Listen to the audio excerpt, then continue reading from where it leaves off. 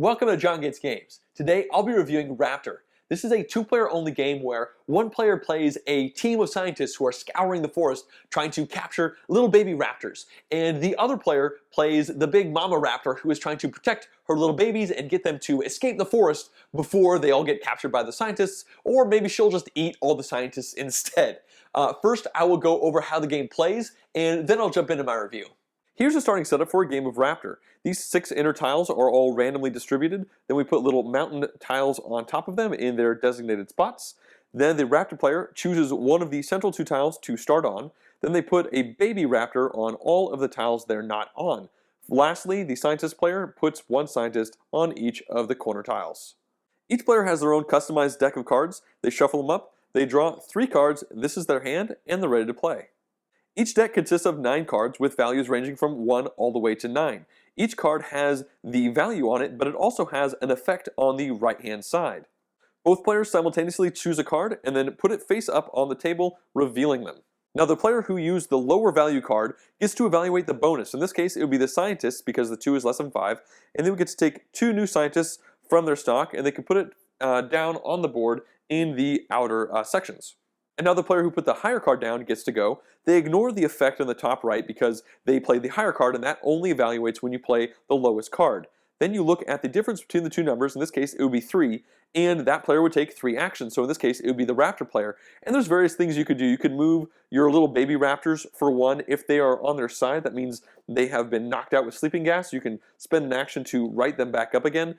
And then the big thing is that our big mama raptor can move as long as they want to for a single action. So they can move once for 1 action, then they can zip all the way over here for a second action, and also for an action if they're adjacent to a scientist, they can just eat that scientist and they're gone from the game. That would end that first round. Each player draws a new card from the top of the deck, and then they simultaneously select again. Once they've chosen again, you put it face up on the table and you evaluate. In this case, the Raptor player played the lower card, so in this case they're going to do the action that's on the side. This one is the stealth action. The Raptor disappears into the underbrush and will reappear on the next turn. The other benefit of this action is that before they reappear, they get to look at the card that the scientist player plays because they're kind of looking around the forest. They have no idea where the big Raptor is.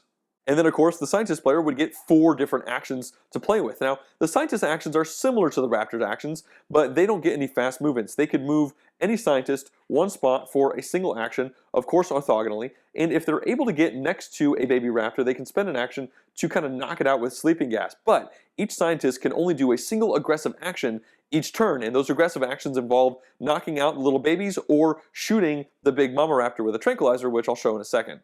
So they draw up again, and we'll do one more demo turn before I show the rest of the game. So our scientist would have to reveal first because the Raptor player played that sneak attack card, and the Raptor player could respond by playing the 9. The 9s don't have any special benefit in the top right, they're just a really big number. So in this case, the scientist player would get 2 Jeep actions, and Jeep actions just let a scientist move as far as they want to, kind of like the Raptor, so this person could zip all the way over to here for a single action, and this person could zip all the way over there, well, not for an action, for a specific Jeep action, and now the Raptor player would have 6 actions. So the Raptor could appear here on the board, spend an action to eat this scientist, move over here, spend another action to eat this scientist, go here for their 4th action, wake up their little sleeping baby Raptor here for a 5th, and then maybe move this baby Raptor for a 6th action. It is important to note that the cards that have been played are always face up, so you can keep that in mind when you're trying to figure out what cards to play. So now that you've seen how the game plays a bit, let's talk about why we're doing these things. The Mama Raptor has 2 different win conditions. The first is they get all of the little baby Raptors out, these little exit points in the jungle. As you can see, there are 4 of them on the map. The second thing they could do is simply kill every single scientist that is currently on the map, and in both of those cases, if they kill all the scientists or get 3 out of their 5 baby Raptors out, they would win the game.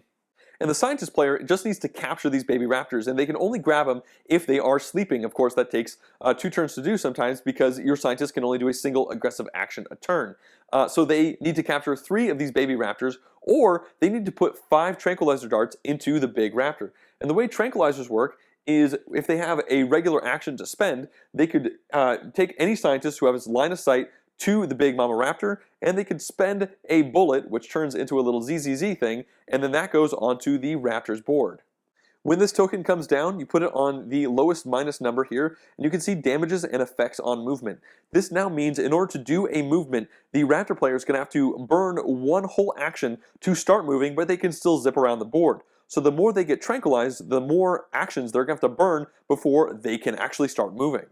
Now I'm going to briefly go over the last effects in these cards. The first is this fire token symbol. This allows the scientists to put 2 fire tokens down on the board adjacent to one of their scientists already, or they can grow a flame that already exists. Now the big thing here is that scientists can walk through the flame, but they can't end on it, but the Raptor and the Raptor babies cannot walk through it at all. However, the Raptor's so big, she can kind of wave her tail back and forth and put out the fire for one action, and it kills all the fires that are adjacent to each other. The last special effect for the scientist are these little baby raptor symbols. This gives them 2 of them, and for each one of these, they can use sleeping gas to actually knock out a baby raptor that's on the same tile as the scientist. They don't have to be directly adjacent, so both of these little guys can get knocked out, this by this scientist and this by this scientist. And now for the Raptor player, they have this scared scientist symbol, which essentially just means they terrify any scientist on the board, doesn't matter which one, and the scientist just falls over, and now they have to spend an entire action to stand back up again. It's a nice way of protecting a little baby raptor that might be susceptible. We have this mother's call symbol, which lets the mother raptor pull 2 baby raptors really quickly to the mother's tile. You have to be able to trace a path, but this little guy over here could zip all the way over and down onto the tile the mother's on, and this one could also go all the way over there. This little guy couldn't move because he's asleep. And the Raptor's final special bonus are these little tranquilizer crosses. It lets them get rid of all these sleeping things that are slowing them down, so all 3 of these could go back over to the scientist, and now the Raptor can move really fast again. So players will keep putting cards into these columns, and they won't pull them back until one of 2 different things happens. The first is if at the end of their turn they only have 2 cards, they have no cards in their deck. Well, then they're going to take all these cards here, shuffle them up, and then draw one of them to add it into their hand, and now they have 3 cards. The other way is if either player plays the 1 value card, it has this little shuffle symbol down at the bottom. You put this card down, you evaluate your turn as normal, but then at the end of the turn, before you draw up, you take all these cards, you shuffle them together with the deck you already had, and then you draw the 1 card and add that into your hand of 3. So now you know the mechanics of the game. Players are going to keep taking turns until one of those 4 different victory conditions are hit.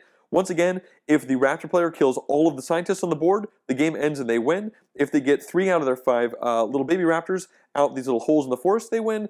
And vice versa, the scientist wins if they get 5 tranquilizer darts into the mama raptor at the same time, or if they're able to capture 3 of the little raptors. So now let's review Raptor, and I'm going to begin with a few positive points. The first of these is that I just love that card play mechanic. I think it's brilliant, and I've never seen anything quite like it before. You have great thoughts in your head while you're trying to figure out what card to play, because some of these cards have great bonus abilities on them, and you really want to evaluate that, so you want to go with a low number, but you also don't want your opponent to do a really big number at the same time, because when you do that flip moment, there's just a great amount of tension there, because you want to see how badly you maybe screwed up or how great you pulled something off. Like, there's nothing better than flipping over the 9 and seeing your opponent reveal the 1. You get 8 actions. It's crazy, and you can do so much with that. But the flip side is you might reveal a 7 and they reveal an 8. And that's also amazing, because the higher the value of the card, the better the bonus action is, because it's going to be a lot less often that you can actually evaluate those. And then when your opponent only picks a card that's 1 above yours, it's just wonderful. They get 1 action. You can almost never do anything useful with 1 action. And it's just a great driving force to the game. It's simultaneous, so you're thinking at the same time, so downtime is quite low in general. And I just think it's a brilliant mechanism. Positive number 2 relates to the mechanical asymmetry between the 2 players. It really does feel like you're playing a different game whether you are the Raptor or the Scientist. There is a bit more stress, it seems like, when you're playing the Raptor, because even though you're super fast and you can eat all sorts of Scientists even in 1 turn, you can only be in 1 part of the board at a time. So you might zoom over here and zoom over there, but while you're over here, Scientists over there might swarm around your baby Raptors over there. So the Scientists are slow, but there's a whole bunch of them potentially. And I like the way it feels different. You know, the scientists can light forest fires to try and cordon off the Raptor and slow down its movement, but the Raptor can just disappear from the board and then spring out at some other location. They're very powerful effects, and I like the way it seems to be relatively balanced in the way they actually play out. And this actually leads me right into positive number 3, which relates to the wonderful thematic connection that this game has between the mechanics and what you are actually doing. You kind of feel stressed out as the mama Raptor because there's only one of you and your little babies are kind of all over the place and they're slow, and there's all these scientists everywhere, so you just run around and attack and run around and attack, and you can do different things like the pouncing thing. You can disappear off the board and spring up anywhere, like you are hiding in the underbrush. In fact, you get to see the card that the scientist plays first, because they're kind of like around the forest, like, have you seen the raptor? I haven't seen it in a while, kind of poking around, and the raptor just jumps out from anywhere at the right spot, and they can really react to what the scientist just did. And I think that's really great. The flip side is the scientist can shoot tranquilizer guns from really long distances to slow the raptor down, and then even though the raptor can still zoom as far as they want to, they have to pay an action penalty, and it really does feel like you are getting slowed down. If you only have 2 actions and you have to burn one of those just to move because you have a tranquilizer dart in you, it mechanically works very well, and thematically it also works. You know, you see the forest fires kind of getting laid down and cordoning off between you and your babies. Sure, you can like whip your tail around and make that forest fire go away, but actions can be very scarce in this game, and sometimes you just feel like you can't get over there. You are trapped away from that, and I'm rambling a bit now. I just think the thematic connection with the great art and the pieces and the mechanics all fit together to really make you feel like you are playing one character or the other. So now let's discuss my one neutral point for the game, which relates to the potential for very large power shift swings from a single flip of the cards, and how that pertains to the luck of the draw as you're drawing cards up from your little deck. You might be playing the game and things seem quite even. Maybe you've captured one little baby raptor and one of them has escaped, and then you do a 1 card flip, and suddenly that one person played a 9 and you played a 1 or a 2, and they get like 7 or 8 actions, and suddenly things are not close anymore. That raptor zooms around and eats like 3 of your scientists, or you are the scientist and you get to capture like a couple of the babies, and a game that seemed really close is suddenly not very close at all anymore. And sometimes that happens from a luck of the draw. I've noticed there are times where you look over and you both maybe reshuffle your deck at the same time, and one of you draws a 9 and the other person draws like a 3, and they already had the like 2 and the 4 in their hand, and they're kind of at a problem. They play that 4, you play that 9, they get 5 actions, which is not as much as 8, but even 5 can be a very big deal. And it was kind of luck of the draw. You both just reshuffled, and whoever drew the big high card is the one who had the power tip greatly into their favor. So that's just a thing you need to know about the game. It's not necessarily a problem, but things can be going swimmingly, and then suddenly, after 1 turn, take a terrible turn for the worse or for the greater. And now for my one negative point, which definitely relates to the neutral I just discussed. It seems like once you have a big power swing moment where you flip those cards and one person has an amazing turn and the other person has a really terrible turn, that person who had the bad turn has a very hard time getting back in the game. In fact, it almost seems like a foregone conclusion that they're going to lose. Like they got all these holes in their ship and they're not sunk yet, but they are sinking. And the only way for them to get back in the game is to have another big power shift turn.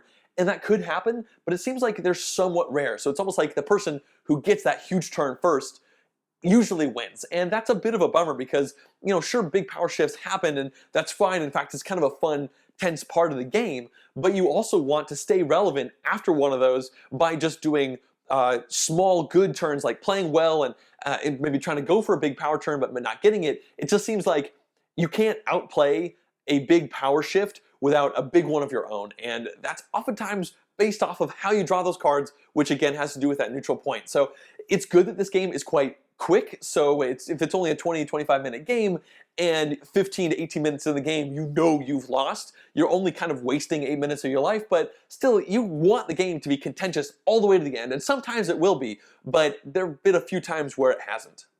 Alright, now let's discuss the replayability of Raptor, and honestly, I think it's pretty average. There's not a whole lot to say here. You play with all of the bits in every game, so there's nothing like removed that you won't see in any particular play, and there is going to be some replayability based off of how many times you play the Raptor and how many times you play the Scientist, which is kind of nice. That means you could play the game 4 times, but kind of only feel like you've played it 2 times because you've done those 2 different styles. Also, I think if you play against one opponent a bunch and then shift over to a new person, it will feel more different than your average game because it's pretty psychological with the choosing of a card and what is your opponent going to do? Are they more aggressive? Are they more passive? So that all works quite well in its favor, but at the same time, I don't think it has anything that really pushes it into above average replayability category. So here's the segment where I would discuss the different player counts for the game, but it's a 2-player only game, so there's not a whole lot to say here. It's wonderfully asymmetric. It's definitely designed from the core, from the very beginning, to only be 2 players. I'm really glad they went with that, and I think we can move on. in conclusion, I've really enjoyed playing Raptor. I think it has a very solid, brilliant card play mechanic, as well as asymmetric roles, which I in general like in games, and then a great thematic connection. I don't think you could just slap another theme on this with any kind of ease at all. From the ground up, it seems like it's built around making you feel like the Raptor or making you feel like a team of scientists, and fortunately, it's also fun.